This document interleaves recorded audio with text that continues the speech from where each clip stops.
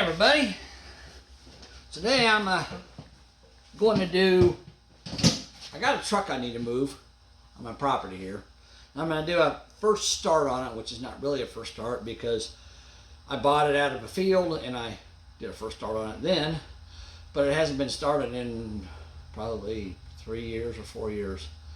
So it's been a while, and I probably need to put the videos I made on it on my channel, but I wanted to work on it first. I just haven't gotten to it, just like so many of my other cars.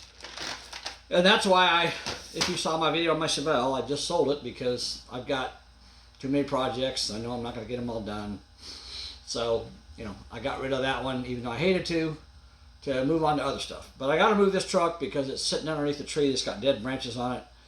And I'm really surprised over the winter a branch didn't fall on top of the truck and ruin it, but I want to get it moved before that happens. And you guys have seen me use this, to dump fuel down the carburetor to get a vehicle started, right? So that's pretty simple. But the thing is, I was thinking about and watching videos on YouTube. You see a lot of guys, they'll get like a boat tank, or they'll get a gas tank, a gas can, and they'll shove a fuel line down, and they'll put a fuel pump on it, and they'll hook it up to the battery and run, bypass the fuel system on the car, which is fine. But if you got a carbureted car, you don't really need to do all that.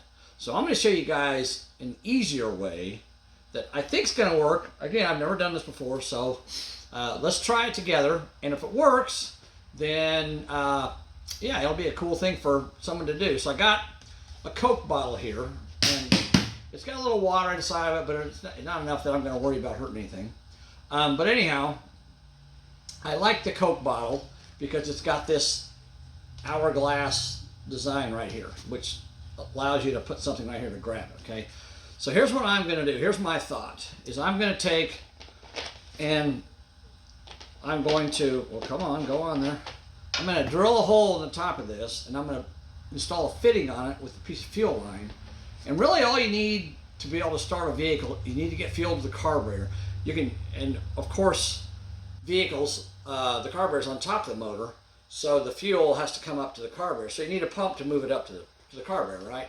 Well, my thought here is if I take something like this and I put a fitting in it and hook a fuel line to it and hang it from the underside of the hood, gravity's going to naturally push fuel into the carburetor. It's going to keep the carburetor full. And I'm going to be able to move it around. The first start thing with this is great, but being able to move it around or load it on a trailer or whatever, something like this, and it's very simple. It's very cheap, economical. You don't have to go buy an electric fuel pump. You don't have to go buy a gas tank, an extra gas can, and all that stuff. So I'm going to try this and see if it works. I don't know if it will or not, but let's try it and see what happens. Okay, let's try it. So what I'm going to do here, I'm going to drill a hole in the top of this. But I want to drill it quite a bit smaller than this fitting. This is, I believe, a 1/8 inch fitting, and this is probably that might be a 3/8 bar, but it might be a 5/16 too. It's not very big, but no matter what size fuel line is on the carburetor, as long as I can connect this, or as long as it fits over the carburetor, even if it's too big, I can always put a clamp on it and tighten it down. So it's no big deal. If it's too small, then you just put a little WD on it and force it on there. Okay, so I'm going to drill a hole, but I want to drill my hole smaller than that fitting. So I'm going to go, let's see here. This is, trying to see that. So I got this bit's from Harbor Freight, of course. It's got a 1/4 inch, 5/16, and 3/8. So I'm going to do the 5/16 first, which is the second drop on it, the second tier. So let's drill it. I got the drill on slow because I'm drilling through plastic. I'm going to drill. There's the first one. There's the second one. Now see, that's a pretty small hole. If you guys can see that, that's a pretty small hole.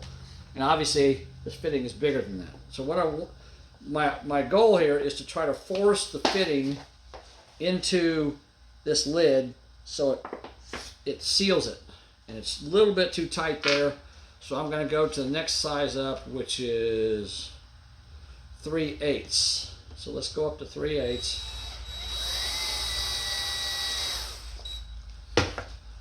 All right, now the hole's a little bit bigger. You see that? A little bit bigger. So now I think I can force this in there.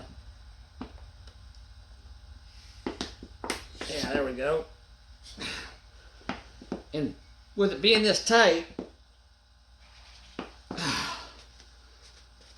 I'm actually, I can actually, this is so tight that I almost need a wrench to turn it. It hurts my fingers to hold on to it. Yeah, I can't turn it anymore. So let me go get a wrench and we'll tighten this up because it is definitely grabbing. I'll be back in a second. Ah.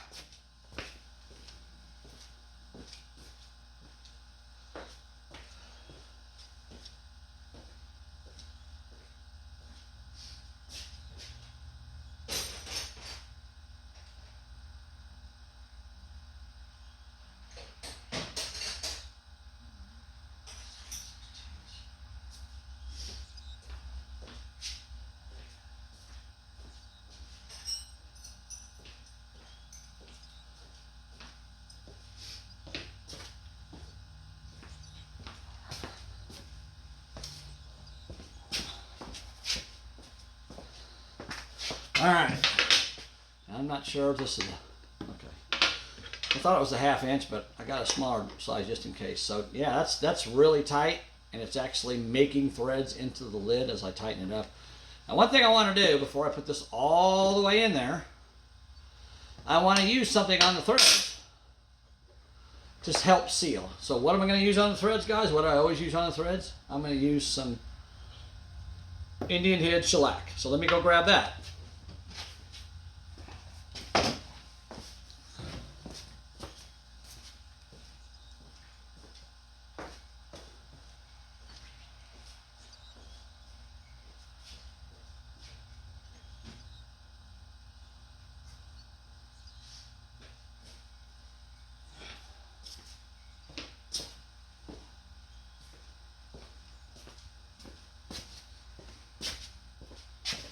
All right. So if you don't know what it is, it's actually called Lion Gasket Shellac. Now they've changed the name, but I call it Indian Head because it's always been that way for me. So that's what that looks like.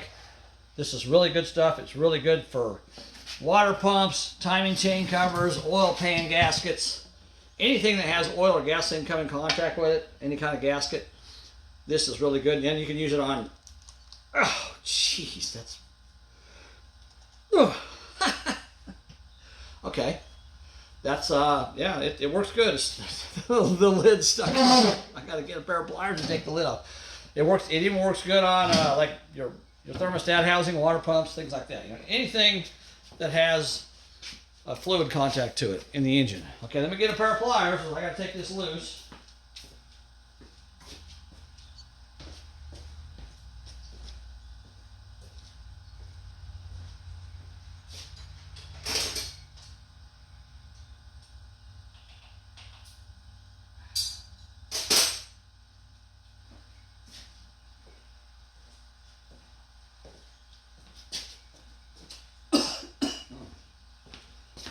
All right, I'm back again. Sorry about all the running back and forth.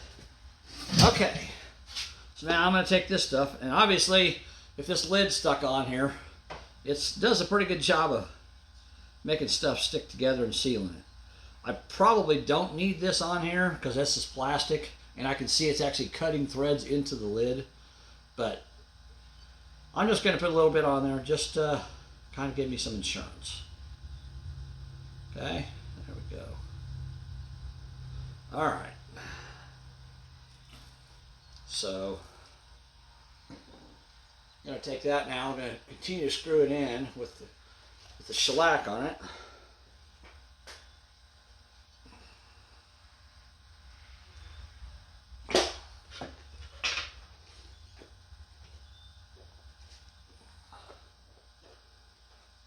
I'm pushing down on this fitting while I'm screwing it with a wrench, just to get it started. There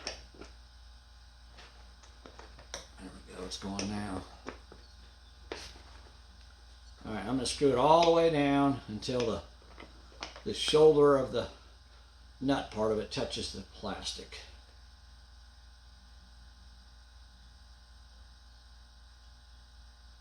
Alright, there we go. Now I'm just going to kind of smear that around there and use it to seal. And I would not use silicone on this because it's going to have gasoline on it, and gasoline eats silicone up. So now we've got a bottle, Coke bottle, with a, and the cool thing about this is it's clear, so you can see if you're about to run out of fuel, and you can stop and fill it back up again. So now we've got this fitting on here, okay? So now the reason I like this neck down part is because I'm going to take just a plain old zip tie, a pretty heavy duty one here, and I'm going to put it on there like that, and then I'm going to take these things. It's kind of funny that I'm using these because these little bungee cords, if you buy a jar, a bungee cord jar, of, you know, from like Harbor Freight, they sell these plastic jars that are full of bungee cords, like 20 of them in there. Well, they throw like a half a dozen of these in there, and you're like, what the heck am I going to use that for? It's so tiny. You know, it's kind of a joke. But it's their way of bragging and saying, you know, you're getting 20 bungee cords when you're only getting like 12, and the others are stuff you can't use. So I'm going to put these in here before I tighten up this zip tie.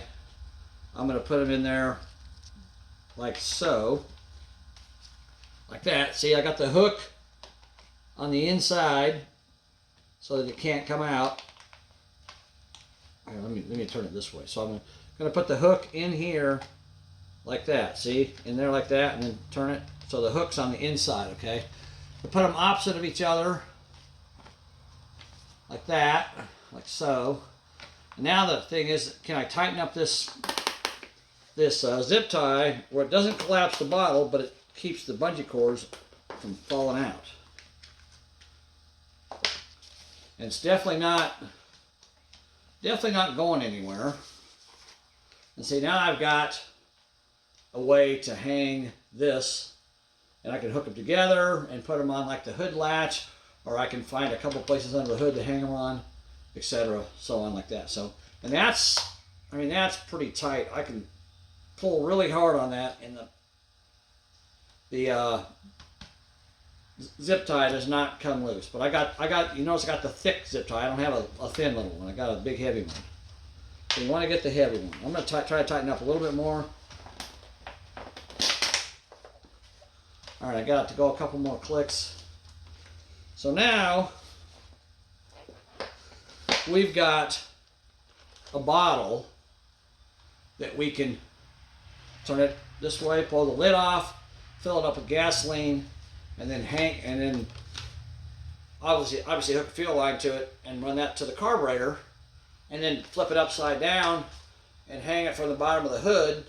And obviously you have to drive with the hood up, but I mean, if you're driving it onto a trailer or just driving around, you know, the yard when you first start it up, you don't need, it's not going to hurt anything to have the hood up. But this is at least to get you somewhere where you need to go with it. It's a short distance, you know, like I said, loading it on a trailer or something.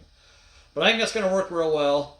So let me get this set up on the truck and get a battery in the truck and all that, and then we'll hook this up to the fuel, the carburetor, and we'll see how it does. We'll see if it works or not. Okay, so let me come back to that in a little while. So I'm going to stop the video for now. But this is a real quick way how to make a temporary gasoline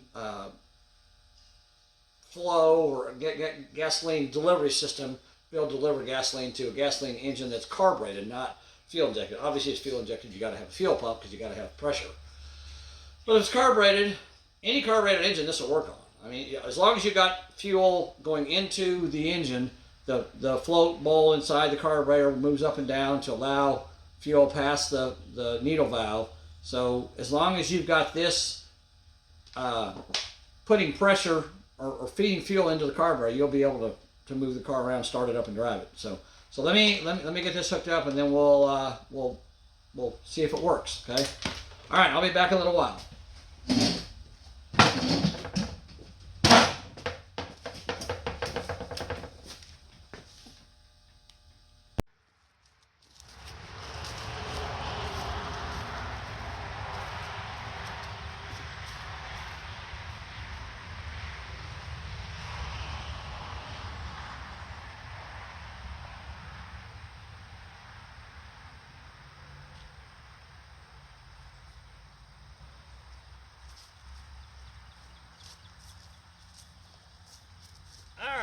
guys. Here's the truck I'm talking about. This little gem that I bought from a local guy here. It's getting kind of warm, so I'm going to take my jacket off. It's cooler when I started this, but it's warming up a little bit, so I'll take that off. Okay. Now let's take a look at this beautiful little beast before we mess with it.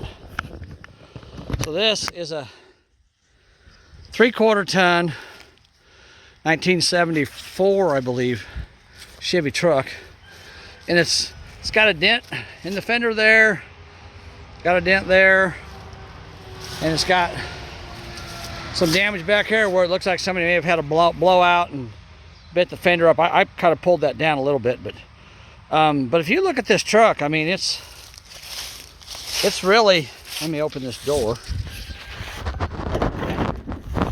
It's really a pretty darn solid truck. I don't see a lot of rot in the there's a little bit right there. That's surface rust. That's not even rusted through. That's just because the paint's chipped off. And when I first bought it, the hood was okay on it, and now I'm noticing that the paint's peeling off of it and it's got bare metal. I probably need to do something with that before it rusts. But I mean, it's straight and clean. Last time it was registered was 2014, which is of course 12 years ago. But I had to go out in the field and load this thing up on a trailer. It took me a while to get it running, but I finally got it running. Like I said, that was probably at least 4 years ago, right when I first moved here. And like I said, it's a nice straight truck. The bed looks really good inside. I need to get them leaves out of there because they're going to make it rot if I don't get that out of there. So once I get it moved, I'll clean all that out. But I need to park it on away from the trees and on a slope so all that water and crap runs out of it. But yeah, it's a nice clean truck. It's got a little problem with it, but you know, it's not bad. Let's look at the miles on it. I don't remember what the miles are. And again, this side here, not bad. The seats faded out real bad, but it's not torn. But I could reupholster that. It's showing 73,120 miles on it, but looking at the pedals, that's 173,000. So it's got a lot of miles on it, but you know, it's an old farm truck. It's got a 4-speed with a granular loader, and that's the reason I like it. Dash is cracked, of course. Windshield's broken. You know, it needs a little love, but I mean, door panels aren't bad. You know, it's not a bad truck, and the floors,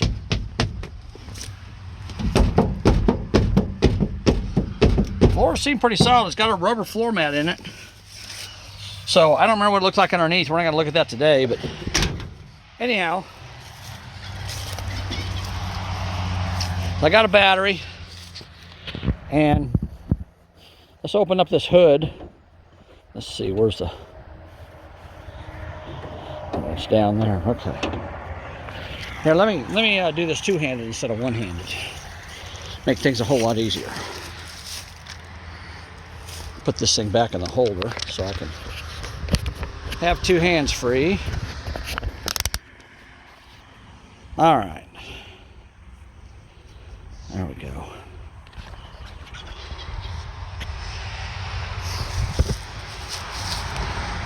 Like I say, it's been sitting. Whoops. It's been sitting for a little while. So I don't know what it looks like under the hood, but let's take a look at it. But I'll tell you, one of the main reasons I bought this truck, besides the fact that it's really in good shape for being a 74, one of the main reasons I bought it is if you look at this motor's got, for some reason, it's got no paint on it. And all the paint's been cleaned off. Which leads me to believe that this motor, at some point in its life, has been rebuilt, because it's got no paint anywhere on it. So I think they took it out, cleaned it all up, and maybe took it to the machine shop and had it, I don't know why people do this, took it to the machine shop and had work done on it, had a hot tank and all that. And then they put it back in here and didn't paint it. So I don't know. It doesn't make any sense to me. And we got acorns there, and we got, looks like a little bit of a nest up in here. Oh yeah, that's lovely. So they've been residing in my hood, storing their winter stash there. I don't know, I'm sure if that's field mice or squirrels or I don't know.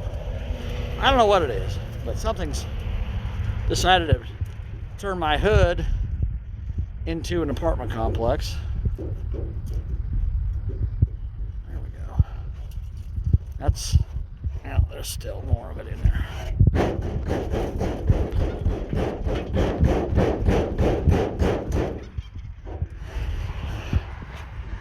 There we go. So, yeah. All right. Well, that's the majority. I'm sure it's going to come out of there for a while, but we got a good chunk of it out there anyhow. Get all that crap out of there.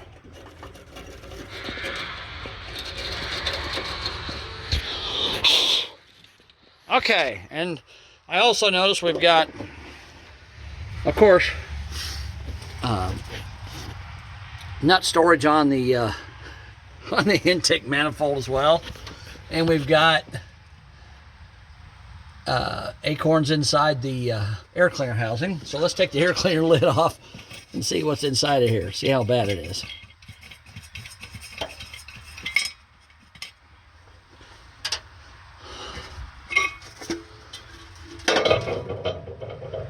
All right, so we got some. They turned my air cleaner into a storage container for their winter stash. Let's take this off. And that carburetor looks pretty clean. So I'm guessing whenever they rebuilt the engine, they probably rebuilt the carburetor. So yeah, we got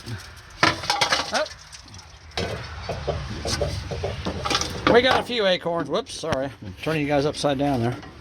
We got a few acorns stored in the air cleaner housing. We'll just dump those on the ground. They don't add horsepower, so. All right, so that's cleaned out. Carburetor looks pretty good. And now while I got that off, I'm gonna go ahead, put my phone back in the holder here. See if I can get any more height out of this thing or not.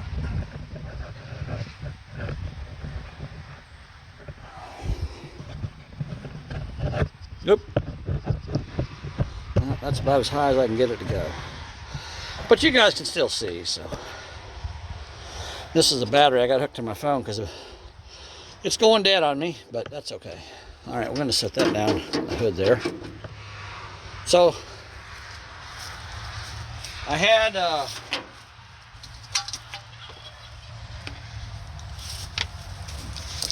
I got my bottle here I made, right? So now I got a fuel line hooked to it. So what I'm going to do is I'm going to take the fuel line loose from the carburetor here, and I'll just plug this fuel line right into it, and it should fit right on there. Should be about the same size. I think it's a 3/8. That's the size line I got on the. Let me back this out a little bit. There we go. I never know whether to back it out or move it in because I want you guys to be able to see what I'm doing, but I don't want you to be too far away either. So let's zoom in just a little bit. How's that? There. Okay, so I got a little ratchet here. The good thing about this thing too is it's a 74, so it's got electronic ignition. You don't have to worry about points fouling out on you. And it should run. I could hook that fuel line up to this on the fuel pump side of this fuel filter, but I'm going to run fresh fuel, so I really don't need to do that. So I'm just going to take it off the carburetor, not worry about it. And I don't think there's any fuel in the tank on this thing, but there might be. I don't know. I don't remember. It's been a minute since I parked it. Okay.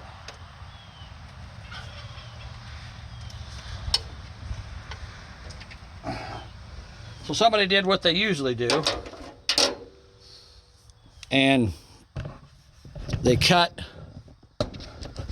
the fuel line, the metal fuel line that used to come up and go straight into the carburetor, and there's a fuel filter internally in here. But they did what a lot of people do. They cut it there and cut it here and then added an inline filter. I guess a lot of people don't realize there's a filter inside the carburetor, but I don't know. That's what they did, which is fine with me because it makes it easier for me to be able to hook up a fuel line to it, or fuel hose to it. So, all right, need my knife. I should have brought a screwdriver out here and I didn't.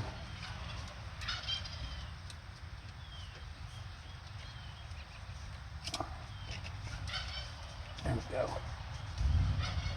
Okay. Well, now I can take my bottle, right? And I can put it on the carburetor, right? And then I can take this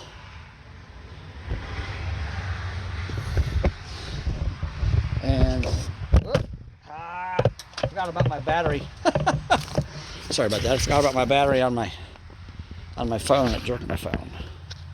So then I can take this with my little bungee cords. I got a couple little holes in the hood. That will work. So I can put it like that. I could put it in here.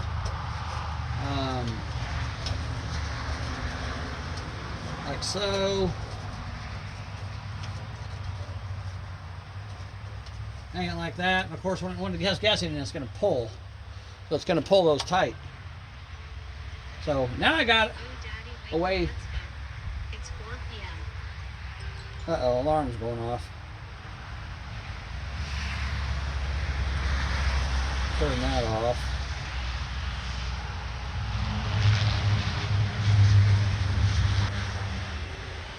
All right. So now I got fuel flow into my carburetor. One other thing you guys could do. I want to make sure you can see what I'm doing here. Yeah.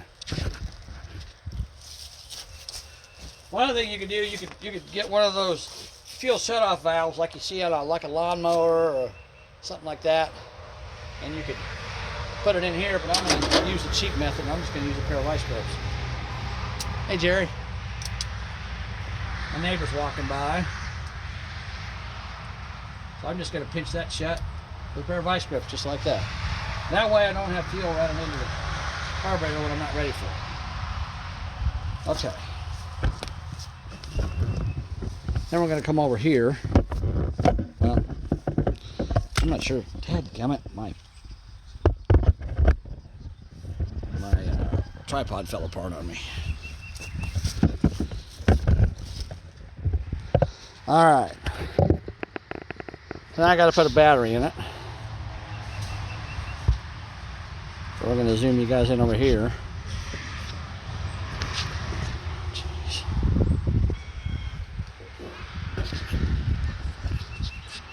Okay. Now let's get a battery for you. I gotta see, I got a wrench somewhere. Here we go. All right.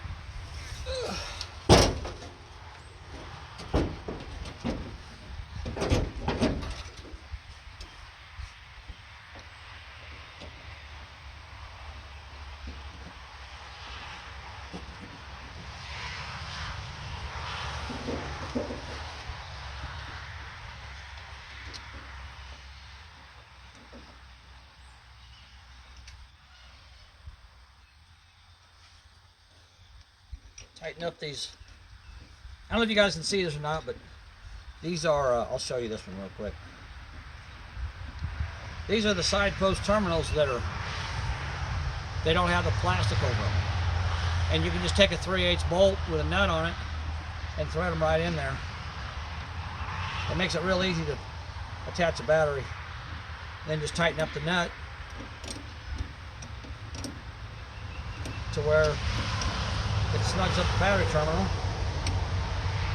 and you got a good connection that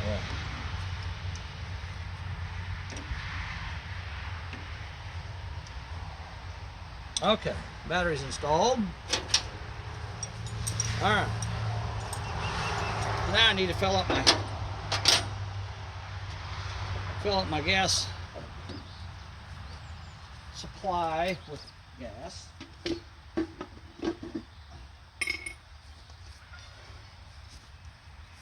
But before I put gasoline in that jug that I made, I need to turn this engine over a little bit and make sure I got oil pressure, or make sure I got oil flow through the engine. I don't want to start it up dry because it's been sitting a while. So I'm going to crank it over. It should crank. Like I said, I drove it here. You know the old saying, running when parked. Well, it was running when I parked it here, because I parked it here, I drove it here to park it here. So, but as I was saying before, I've got, see that? Come on, focus. Focus, there you go. I've got this old dead tree right here, and I got a branch right here above the truck on that rotten dead tree right there that I'm worried about falling. So I don't want that to happen. So now I need to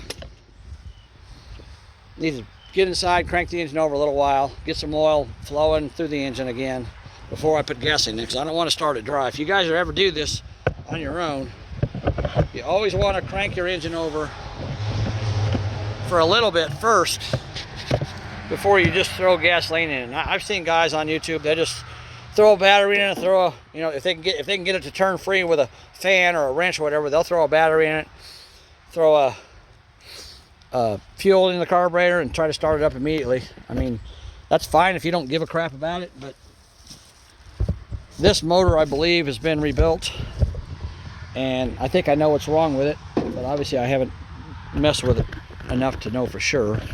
But I think it has been rebuilt, so I want to save on it. I don't want to damage it, so I'm going to crank it over first for a little bit and get oil flowing. And you know what, I'll set you guys out here for a minute, and then if I think it's got a gauge inside. If it does, I'll take you inside and we'll show you the oil pressure gauge while it's cranking. So let's see if it'll crank first. If you guys see anything, yell out, and I'll stop and come out here, and hopefully there's no fires or anything like that. So let's see what happens.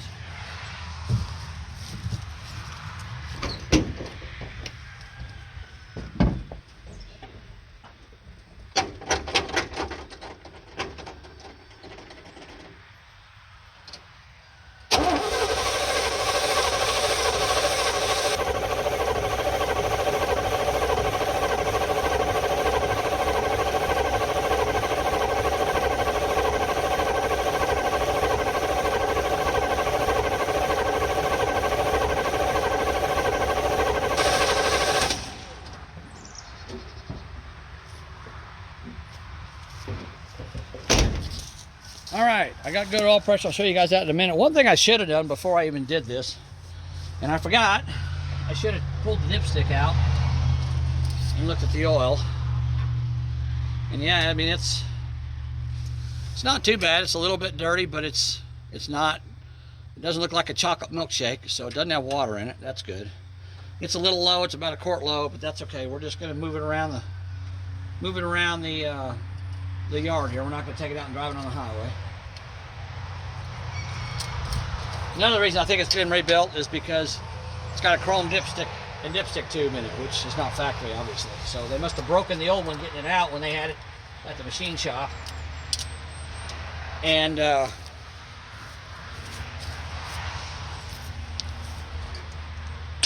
to buy a chrome one. Okay, so let's go inside. It does have an oil pressure gauge. That's another thing I like about these old trucks. Most of them had a full set of gauges in the dash, which I like a lot. Of course, they aren't super accurate, but at least it's better than an idiot light, right? We all know why they call them idiot lights.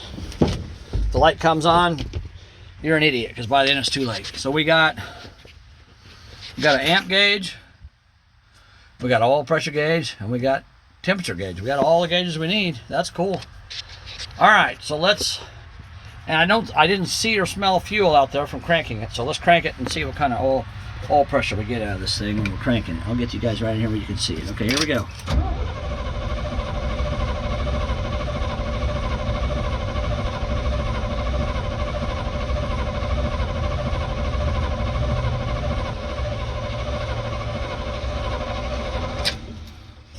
All right, so the middle line should be 30 pounds. The zero is zero, obviously. The first one is 15, the second one's 30, the third one's 45, the fourth one's 60. So we were over 45 pounds of oil pressure cranking it cold. So now we're ready to try to start this thing. So now I got to fill up my fuel. My makeshift Coke bottle on the cheap fuel delivery system, right? Like I said, you see the way that works. I mean, gravity's going to push that fuel right down that line into the carburetor. You don't need a fuel pump. You don't need an electric pump. You don't need, all that wiring, and all, people go through a lot of work to make this work, and that's really all you need is that and gravity. That's all you need. That pop bottle and gravity. Okay, I'm trying to get this thing where you guys can see. So I got to take this off. I haven't tightened up my clamp on the carburetor yet. So I'm going to take this off so I can fill it up with fuel.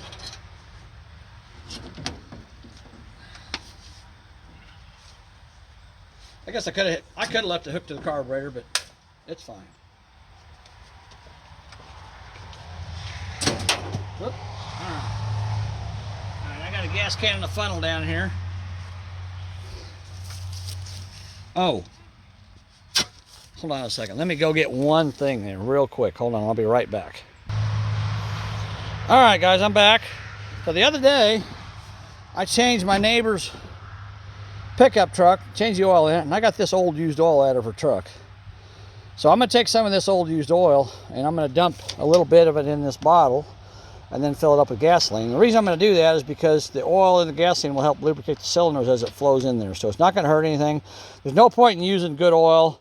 This is used oil. It's old, it's dirty, but it's going to work just fine for lubricating the cylinders. Not a problem at all with that. And really, if I wanted to, this truck, obviously I said this truck has been started once before, a few years ago.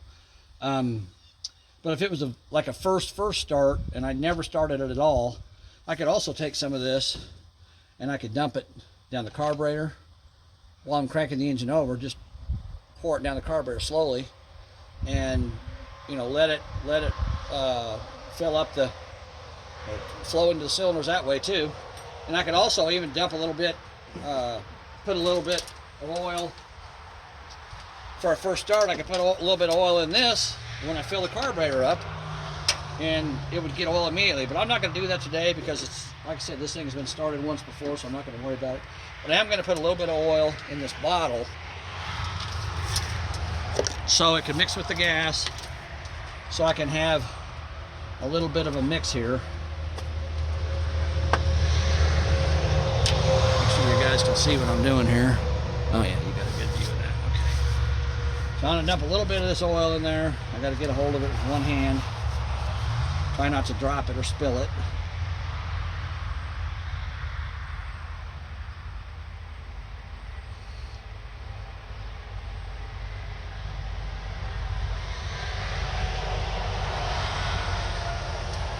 That's probably too much, but it's okay.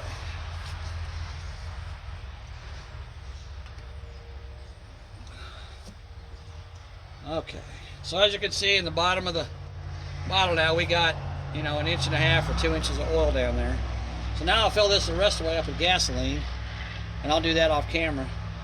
And then we'll have a nice mixture of oil and gasoline that we can run through this motor, and it'll help lubricate those cylinders while we're running it. Now let me do that real quick.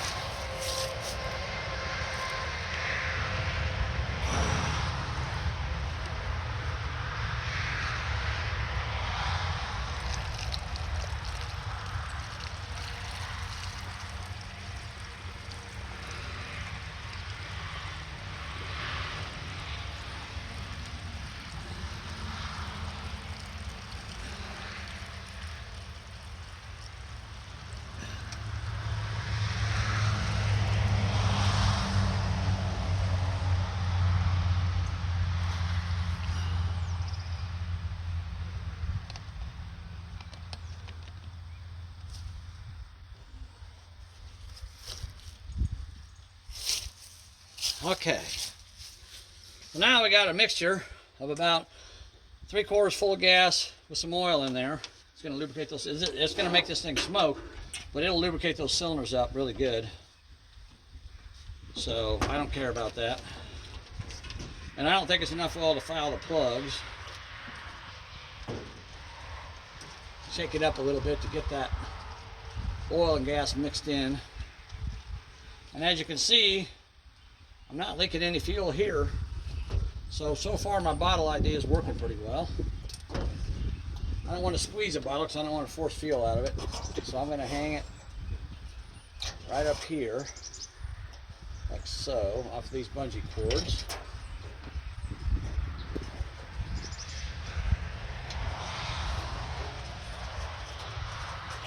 Just like that. So that should work really well. All right. Now, need to hook my fuel line up, obviously. You know, and I could take this off and make sure I got fuel flow, but I know I'm going to have fuel flow. I'm not worried about that. All I got to do is watch for air bubbles in here when I take that loose.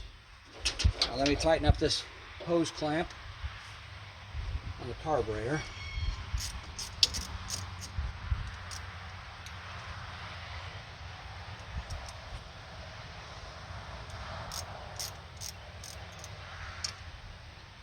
Good idea if you're going to do a first start on a vehicle to bring a bottle of used oil with you, because you can use it to lubricate the cylinders. You can mix it with the gasoline when you start it. You can use it to break rusty bolts loose. You guys have seen me do that with the dipstick before. And if you haven't, I'll show you again real quick what I mean. All right, that's going to be good for that. There's what I'm talking about with my dipstick method, okay? So let's say you got a rusty bolt. Let me focus in on one here. So right there is a bolt and a nut.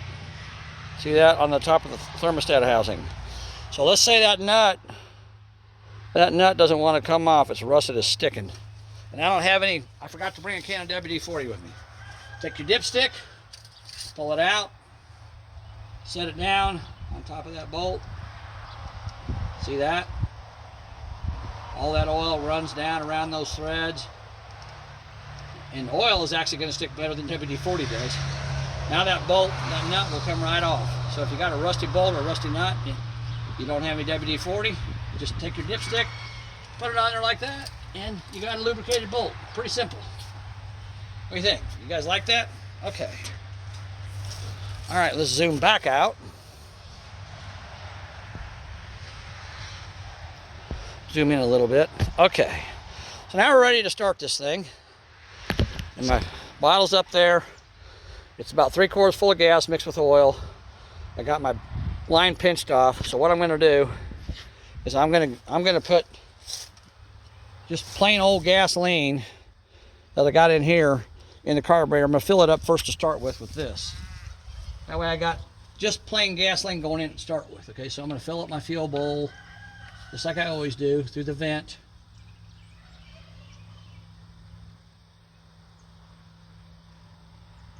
I got fuel coming out.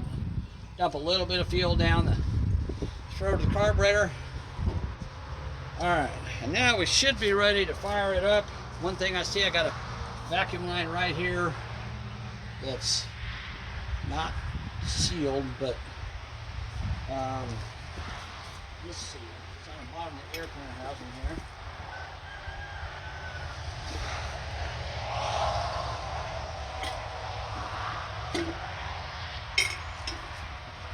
And I can take this, put it on there, and then just stick that on top of the air cleaner bolt to seal it up so I don't have a vacuum leak. All right, now it should start. I don't know how quickly it will, but we have electronic ignition. As long as I got spark, it should start up pretty quickly.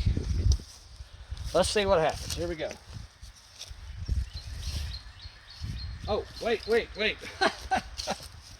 What did I forget, guys? What did I forget? I still got my clamp on my fuel line over there, so once it runs out of fuel, it's not going to continue to fuel it. Let me take my clamp off. There we go. And now we got fuel flowing from the bottle into the engine, into the carburetor.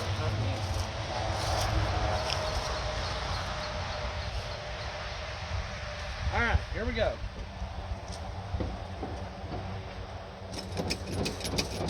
Let me know if there's a fire.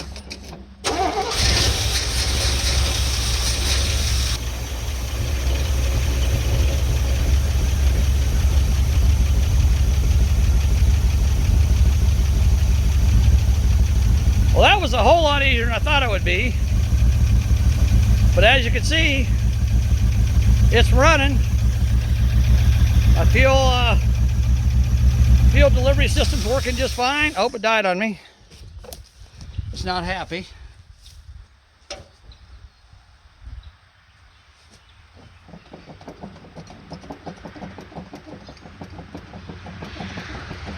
Let me try it again.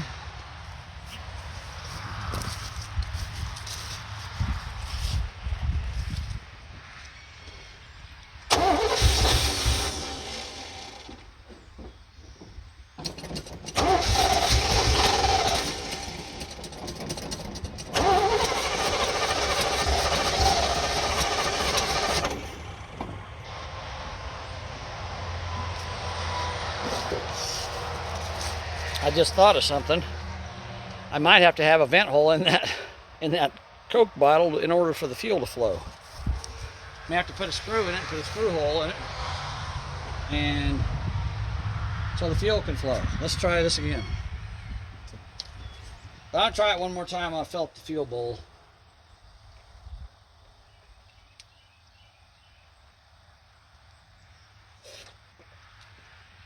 All right. Let's see what happens.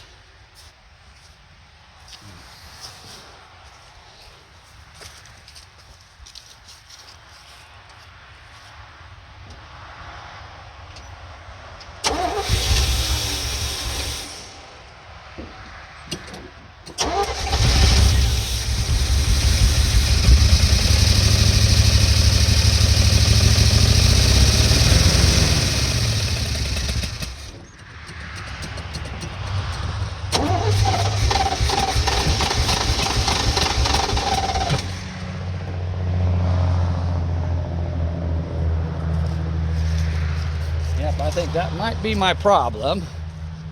Is I got fuel, but it's not enough because I don't have a vent system, just like a gas tank. So I'm going to take my pocket knife. I'm going to put a tiny little hole in the top of this bottle, bottom of the bottle. And when I'm not using it, I'll have to put a screw in it. But that's not a big deal. In the middle there, it's pretty stiff.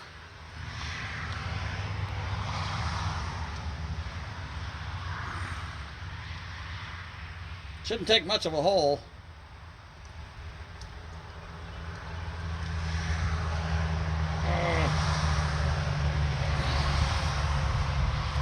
And that is thick plastic there, that's for sure.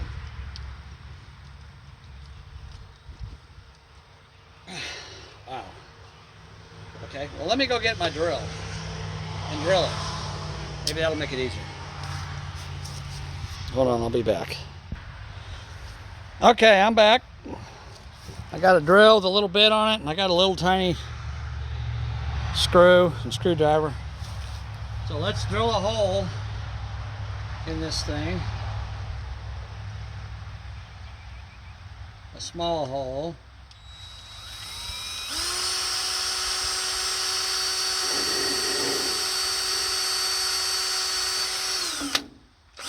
There's actually some really thick plastic there. Right in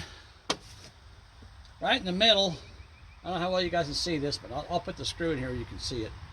Hopefully the screw will go in that hole I just drilled. It's a small hole. I don't know. Let's see. I wanted to drill the hole kind of small so I could basically do the same thing I did on the lid, have the threads of the screw seal up against the hole. I'm going to put this down here where I can reach it a little better. Alright. Try to do this without spilling fuel all over everything. Oh god. Wow, that's actually going in there really tight.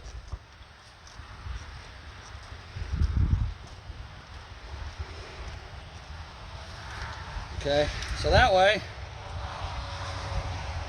that doesn't leak. Get the guys up here where you can see that. See, that doesn't leak. And when I hang it up here,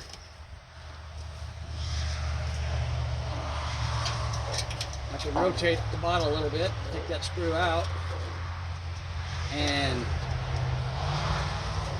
I'll be able to have a vent in the top of it. Bad thing is taking that screw in and out, eventually it's going to strip out, but hey, it's a Coke bottle, all right? Go get another Coke bottle, drill a hole in it. And where I drilled the hole there is really, really thick plastic. You saw it actually took a minute for that drill to go through. So, and that screw is, wow, it's hard to get out. It's in there tight. Come on. You don't need much of a vent, just a little bit of one.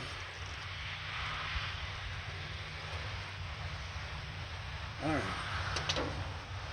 Another problem I could be having is the float might be sticking on this carburetor. Let me tap on it. Make sure you guys can see what I'm doing still. Let me get back down here. I'm going to tap on this just to make sure.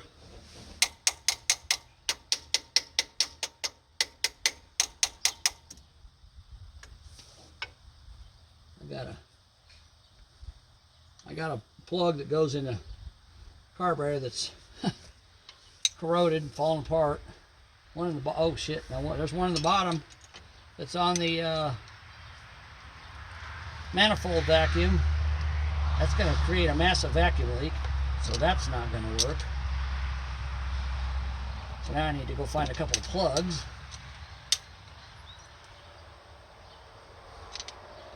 To plug up these vacuum lines, or at least this one there on the bottom, that manifold vacuum, because it won't run worth a dang with that unplugged.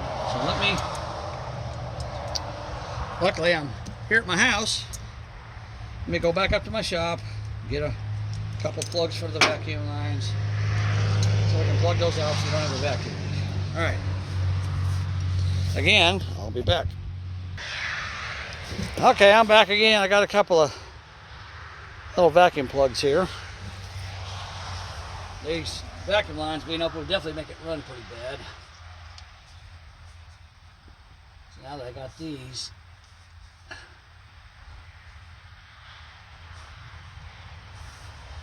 could seal up these two fittings that aren't being used. Of course, a lot of people just put like a piece of vacuum line on there and shove a bolt in it. You can do that too, but I got these plugs that I can put on here, so since I got them, I figure I might as well use them. Okay, and now we've got a vent in the top of the, we got a vent in the top of the bottle. Let's put a little bit more gasoline down the carburetor.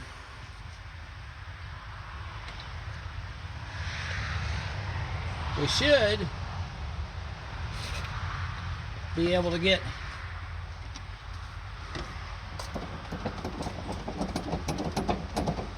fuel to the engine now. All right, here we go one more time. See what happens.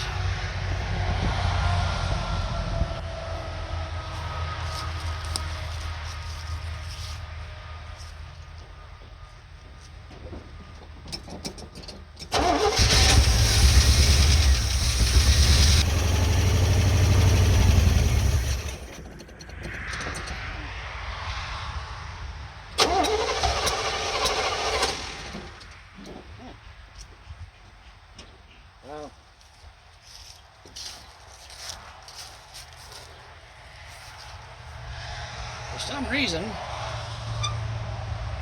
My fuel delivery system is not working. And it should be, because all you need is gravity.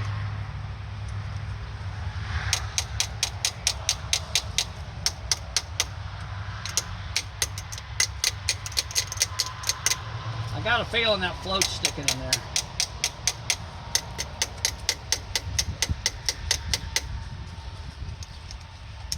Well, we can try it again, see what happens.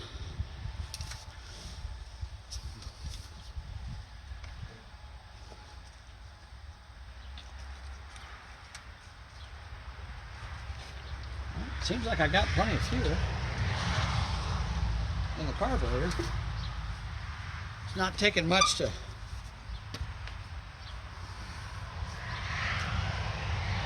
fill it up. Let me do something here.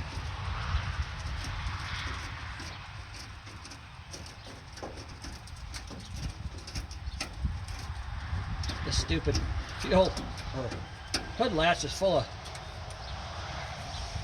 of acorns now.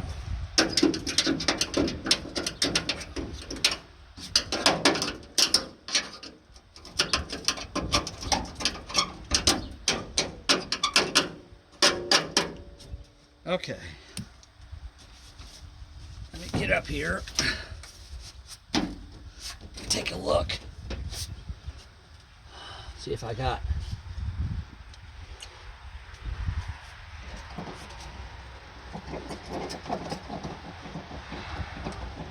I don't think my accelerator pump's working.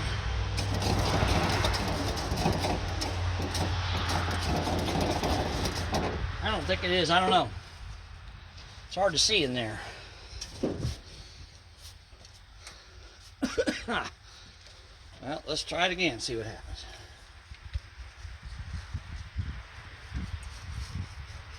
It doesn't take much to fill it up. I don't want to overflow it too much to start a fire.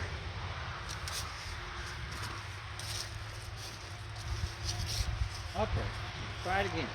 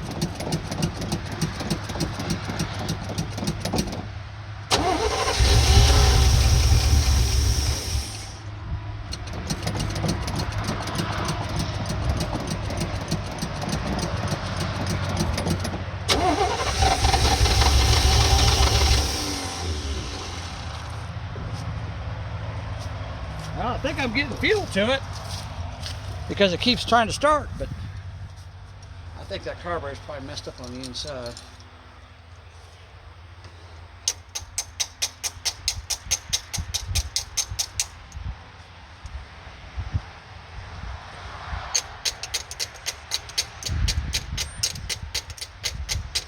I have to take the top of the carburetor off. I don't know.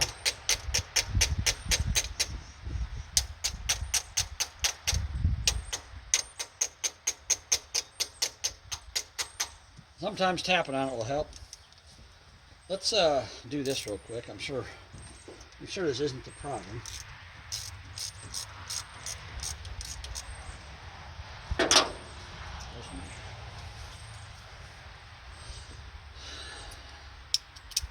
Let's pinch this off.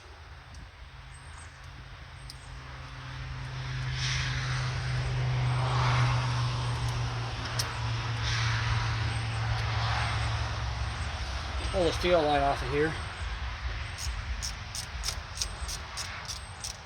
I don't think this is going to be this big of a problem, but it is. All right, let's see. Oh wow, I got oil.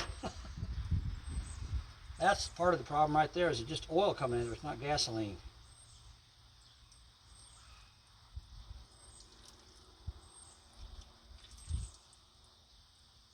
There we go. There we go. Now we got gasoline flowing. That was the problem. I had oil sitting in the bottom of the tube. I think I put a little bit too much oil in that gasoline. Okay, now we got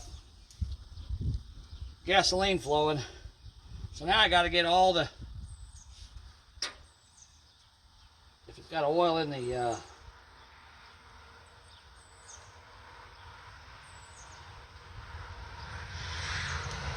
oil in the carburetor, I got to get that to come out of there. I guess I should have shook that up a little better when I put that oil in. I should have shook that bottle up a little better. And mixed that oil with the gasoline a little better than I did. So we had almost straight oil coming out of that hose. I'm sure you guys saw that. All right, let's put fresh gas in there. Now let's see what it does. Now maybe it'll be a little happier, right? All right, let's try it.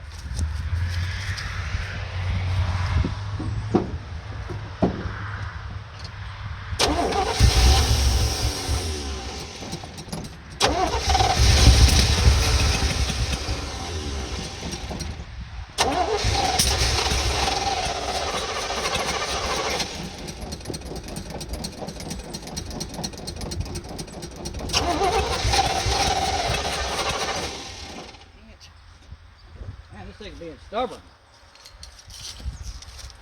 Being really stubborn. I know we got gasoline flowing in the carburetor now.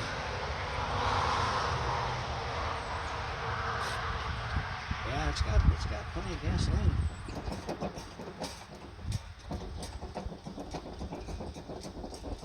I don't know if that accelerator pump's working.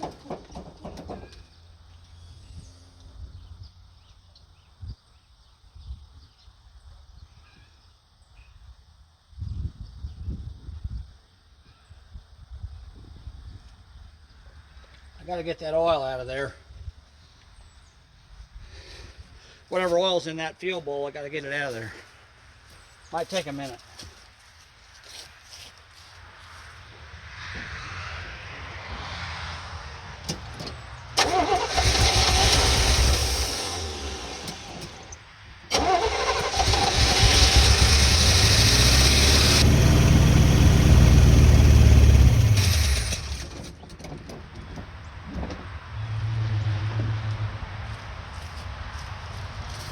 This isn't always just simple and easy. It started up really good the first time, but I didn't realize I had oil in the bottom of that container, so I kind of screwed myself.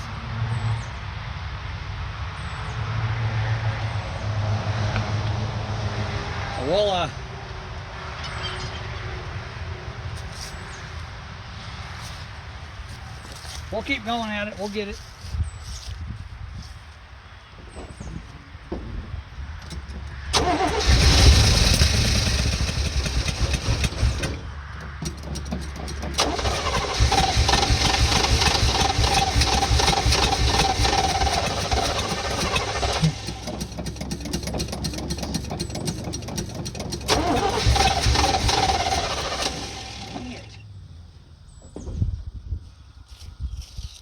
It is just not happy. Maybe I got too much oil in my gas. I don't know. Oh, well, that was dumb. No, it's pretty much liquid now. I don't know.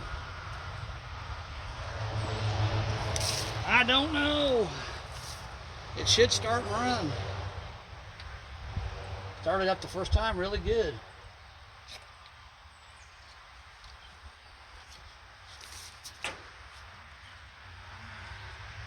I'm gonna have to put more gasoline in that and get some of that oil out of there.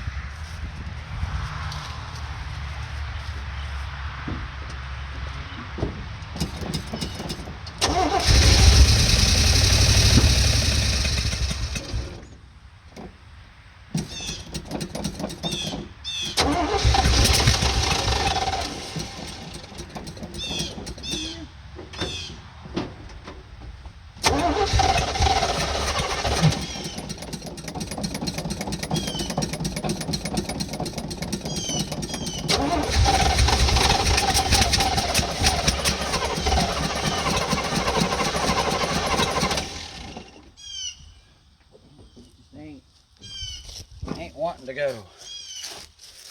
All right, I'm gonna take and dump some of that out and put just gasoline in there and see if that helps. I don't know if that's gonna make a difference or not, but I think it might. Hold on. Okay, so I dumped about 3/4 of that fuel out of there and dumped straight gasoline back in it, so there's a lot less oil in it. So now, let's see if that helped any. I don't know if it will or not, but let's give it a shot and see what happens. The other problem is I've got whatever oil is in that carburetor, until I get all that cleaned out, it's going to want to fight me. So hopefully I can get that cleaned out of there fairly quickly. We'll see. Cylinders ought to be good and lubricated by now.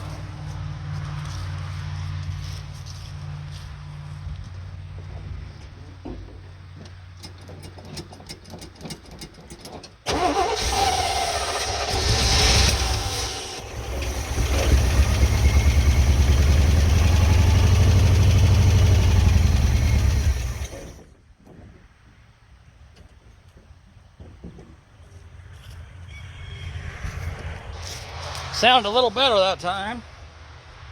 Not quite so rough.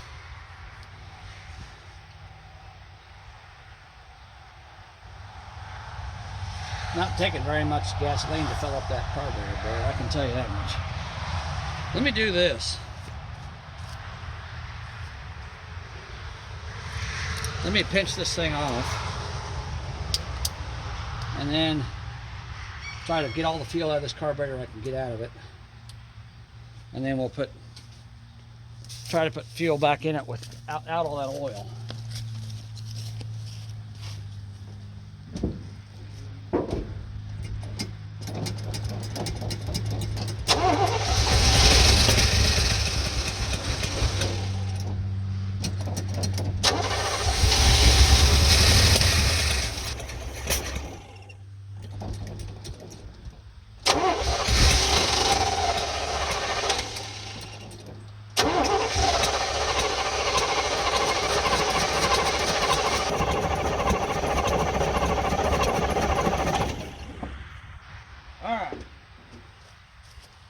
Hopefully we got most of that crap out of there.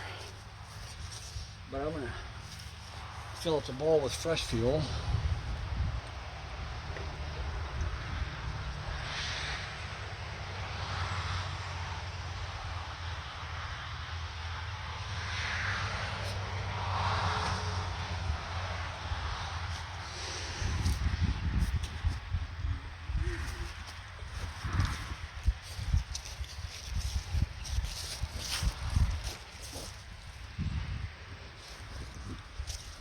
All right, let's see what happens.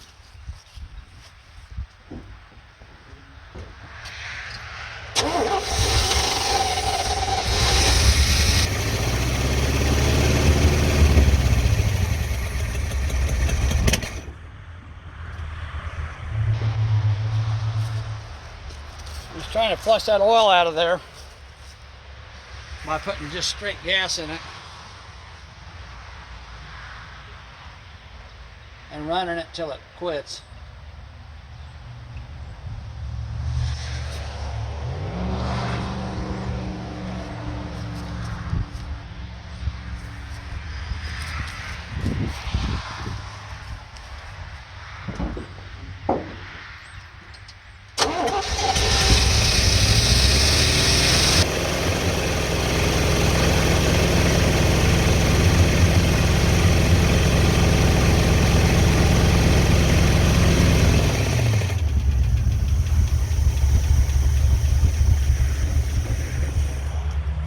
There we go, that was a whole lot better. All right, now let's go ahead and unpinch the fuel line after I fill this up with just straight gas. Oh yeah, it's taking a lot more to fill it up now. There we go. Now, open that up, let the fuel flow from the bottle up here. Now let's see what it does. I think I just had way too much oil in it.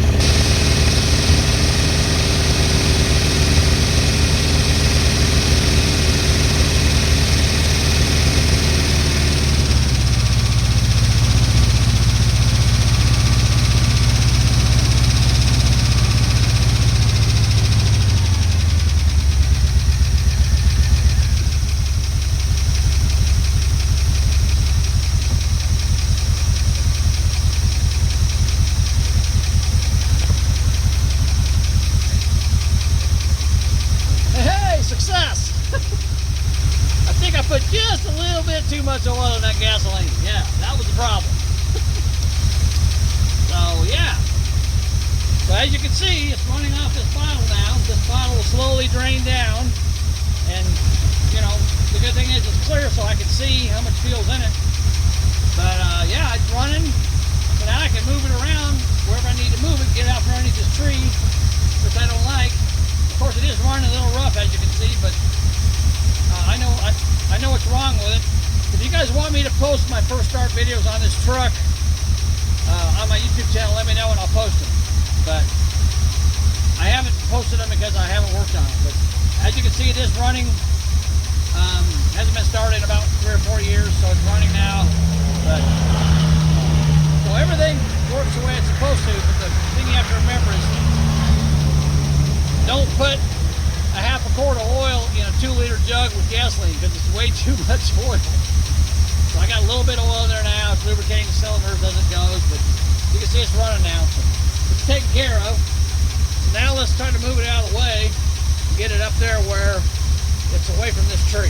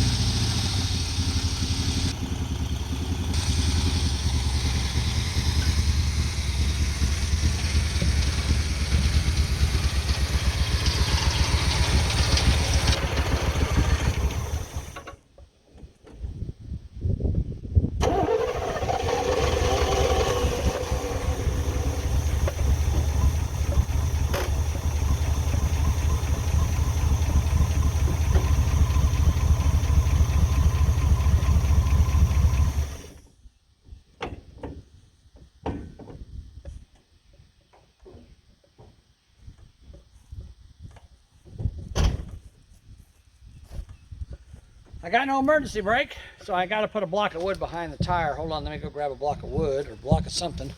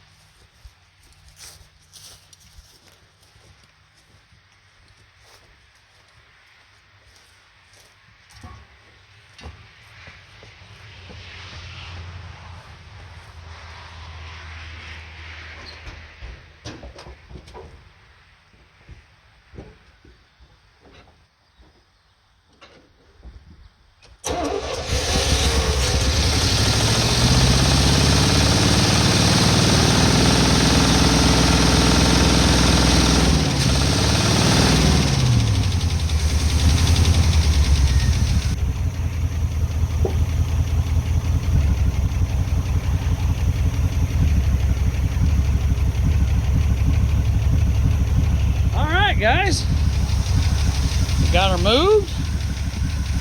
Sorry it took me so long to get it to start, but that's the nature of the beast sometimes. You don't know what you're doing. Look at that, how much gasoline I've already used. I've already used, just driving around the yard, I've already dumped that much gasoline in it. So it's probably, I probably got a float sticking. And it's probably, that's one reason why it's running so rough. I bet I got a float sticking and it's probably dumping a little bit more fuel down the carburetor than it needs.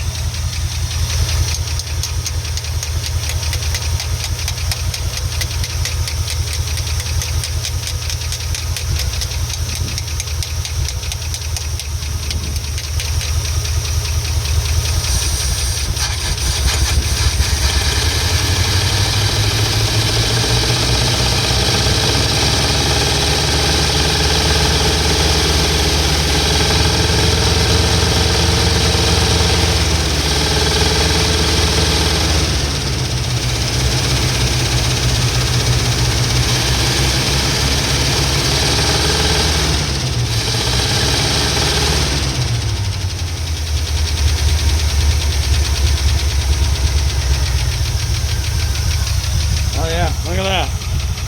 Yeah, it's definitely pouring fuel down it, that's for sure.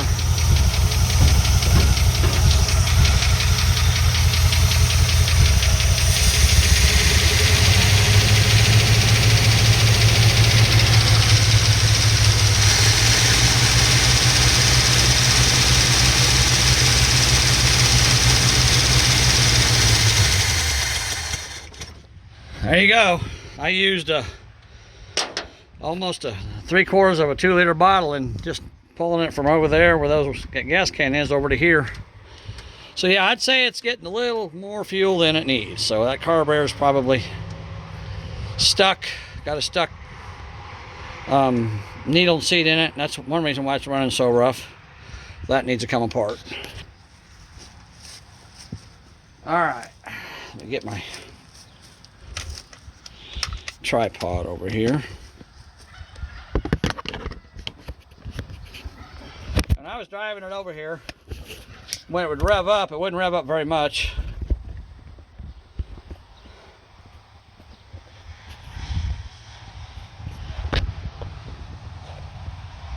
There we go.